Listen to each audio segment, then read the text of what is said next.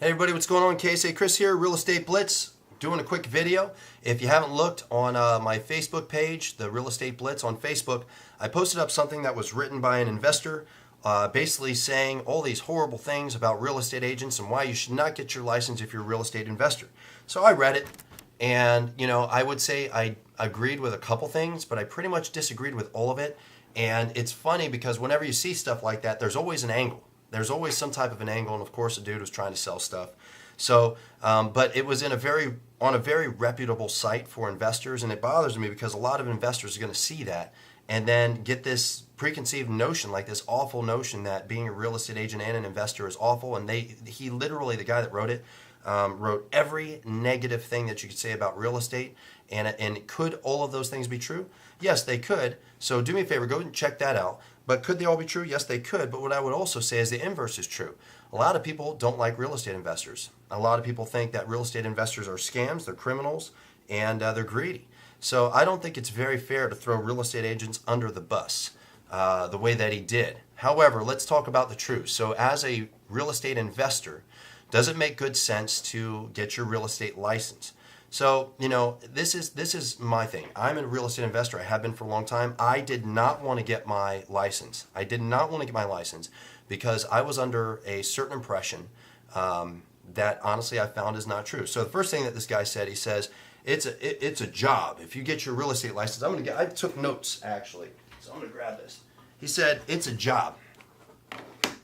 Everything's a job.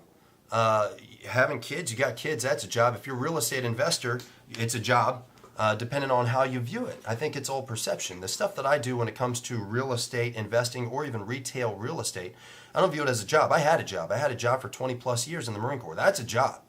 You're there at 4:30, you're out there sweating, you're doing your thing, you're out and you're gone, anywhere from 2 weeks out of the month all the way up to 6 months to a year at any given time. That's a job. And a job don't pay that well, and they basically tell you you're capped based off of your energy that you're putting into something. Now, the only thing that's not a job is not a job. The people, when I hear them say that whatever it is that they're doing to create an income is not a job, maybe you're one of the few. But I would even say this for real estate agents. Whenever I hear a real estate agent says, well, I like it because it's not a job. If you treated it like a job, you would probably get more deals. If you treated it like a job, you would probably be more successful.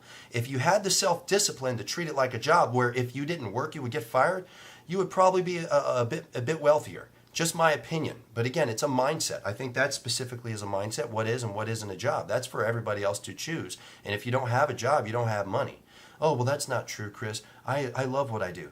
Look, okay, you can say what you want on making yourself feel good, but if you're not treating something as if it's a profession, how about we use that word? It's a profession. Being a real estate agent is a profession, but I don't view it as a crappy job by any stretch of the mind. So where was the other one this guy had put in there? And part of me, I don't even want to get through all this because it just irritated me the more I read what he had wrote. This is what I would say. As an investor, here are the benefits to getting, I'll just talk about the benefits of getting your real estate license as an investor, okay, from my perspective. I've found a way to generate extra income. So I'll go back, basics of investing, especially if you're trying to get deals. So as an investor, you're either getting deals from a wholesaler, you're getting it from a real estate agent. There's only so many places that you can get a deal. You can do driving for dollars, there's a lot of different things. But you're not going to convert everybody. So if I send out direct mail, I do driving for dollars, I do circle prospecting, whatever it is, a lot of similar stuff that real estate agents do, right? The chances of me, and actually most of the people I specifically target are potential investment deals. If I cannot buy their home for cash so I can renovate it or whatever I'm going to do with that property, I'm going to convert it to actually make that a sale. I'm still going to make a profit on selling that home to somebody, right? Or at least guide them down a path, and then I usually get other deals that are going to come off that in that neighborhood. The next one, most people feel that, and the one big thing that this guy was coaching, he says, everybody hates real estate agents. They think that they're used car salesmen.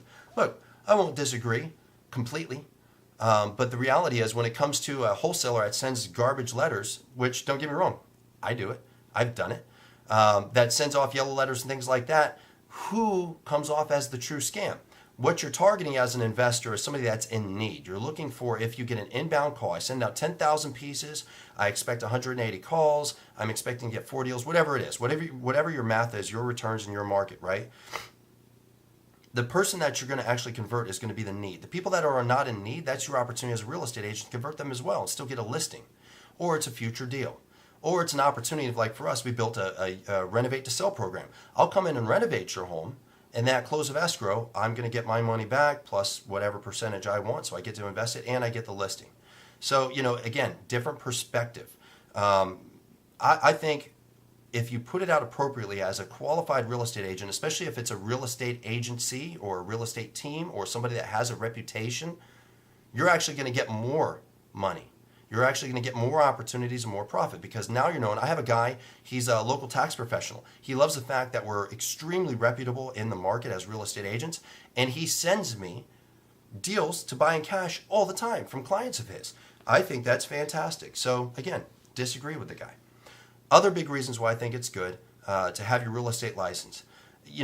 Instead of you having to deal with, this is my biggest issue. When I was just strictly an investor without a license, I end up having to list and sell my home to somebody. I'm not a big fan of for sale by owner type stuff. You aren't getting all the opportunity. I know a lot of people may want to argue with me on that, but it's truth. It's like saying the sky's purple. Well, sometimes when it's going down, and depending on where you sit in the country, sometimes it's green out in Alaska, but it doesn't mean that's the color of the sky. The sky is blue in the majority of places. For sale by owners are extremely difficult if you're trying to list and sell your own stuff, and your profession is to renovate, if you're a renovator or whatever it is. So your profession is, I renovate homes. So you got to have somebody to get you the homes, or you get them yourself. You renovate the home. Now you want to be the salesman. Now you want to be the marketing guy. So again, that's one of the biggest issues that real estate agents themselves are running into. Instead of just being a professional real estate agent and converting and selling stuff, being in sales, they are focused on being the marketing guru, being this guru, being that. They're trying to do everything. I take my own photos. That's awful. You should never take your own photos as an agent. So when I hear somebody say,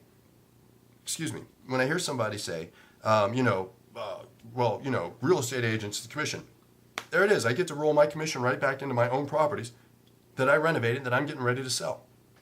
I can even roll it in for, if I want to have somebody else do it, I can basically get them to cut me a referral for my own properties if I don't want to. In fact, some of the most successful flippers that I know in the San Diego market do have their real estate license. They do. They aren't trying to pitch or sell a product online. Just saying. So I would question, I did look the guy up and he ain't producing all that much, but hey, what do I know? So other reasons why as a real estate investor you should probably look into getting your real estate license. It gives you access. That's a big one. I've said this over and over and over. Since I came into this, and I was very negative on it, and it's completely changed since I got my license. What I found is real estate agents have it all teed up for them. It's like just sitting there. And if they actually knew anything about investing, they would be killing it. They would be killing it. So if you actually are a quality real estate investor, and you came to this side of the house and you started learning how to leverage affiliates, you started learning how to get access to other things, man, you literally, all the stuff that you're paying for, or you're trying to learn or figure out, it's already done for you. It's already done for you. So, I could keep going, but I just wanted to, maybe this is like a vent for me more than anything else. Like I said, you can go check out the article. I posted it up on my Facebook page, Real Estate Blitz on Facebook. And I just was like, this guy is off base. You really don't know what you're talking about. And then even, the greedy brokers. There's plenty of brokers out there that don't charge you nothing, that aren't nickel and diming you at all. You just do kind of what you want to do. And that's just goofy to me. I just think it's the guy's uneducated. And in the process, he's creating fear among other real estate investors. Typically, it's going to be younger real estate investors that don't know any better to basically ward them off from a great opportunity. I was one of those people. I was told, don't ever do it. And then he says, this is the best one, rules and regulations. Well, they have a lot of rules and regulations. Yes, it's to protect people, to include myself. There are rules and regulations. California is one of the worst. They got all sorts of stuff, hundreds of pages of documentation. And the reality is, even as an investor, when I'm wholesaling a property, or I'm wholetailing a property, or I'm flipping a property, whether he realizes it or not, we still have rules and regulations that we have to fall under. And if you're not, you are liable.